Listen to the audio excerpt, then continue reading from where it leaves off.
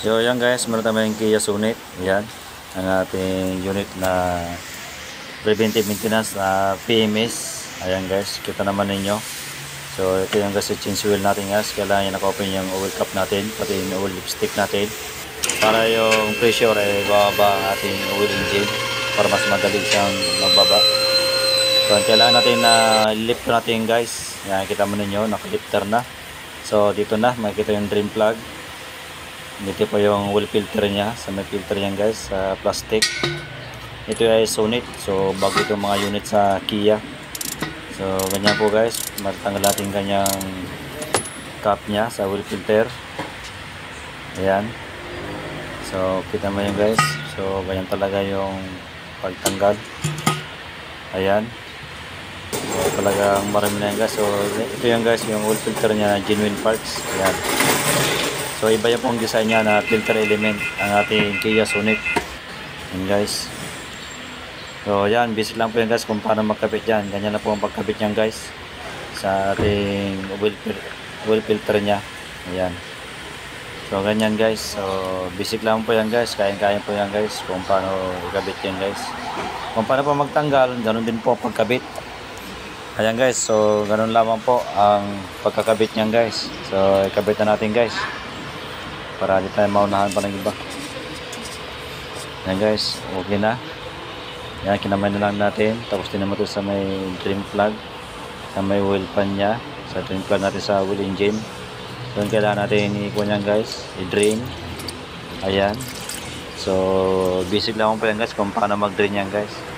Ayan. So pang may bilisan lang to guys. Ayan guys. So ganun lamang po kadali ang ating pag-change oil ng ating Kia Sonet. Ayan. So kailangan natin tignan guys ang mga suspension niya dito sa ilalim, kung meron ba mga naging problema. So ganyan tayo mag-check guys, para sigurado tayo na safety yung mayari. Kung meron mga leaking, meron tayong recommendation guys. So ganun naman guys, kung meron mga unusual noise, kita na mag-check yung mga teradine. Ganyan guys, ano, mga basic lang po yan guys kung paano mag-check. So ito yung quartz na full synthetic na total 5W30 yan guys. So pwede yung diesel, pwede rin gasoline. So dual ito guys.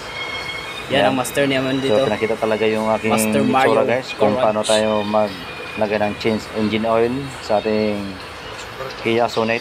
Ayan. So basic lang po yan guys kung paano maglagay.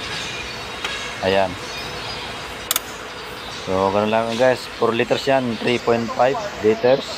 Ayan, kita mo nyo, panginoon natin yung air filter nya guys, kasi malinis pa naman. Ayan, so basic lang po yan guys kung paano paglagay yan guys. Ayan, so dyan lang pa tayo sa driver side. So i-manual reset na po natin guys kung paano to mag-manual reset. So DIY guys, so basic lang po ito guys kung paano tayo mag-manual reset.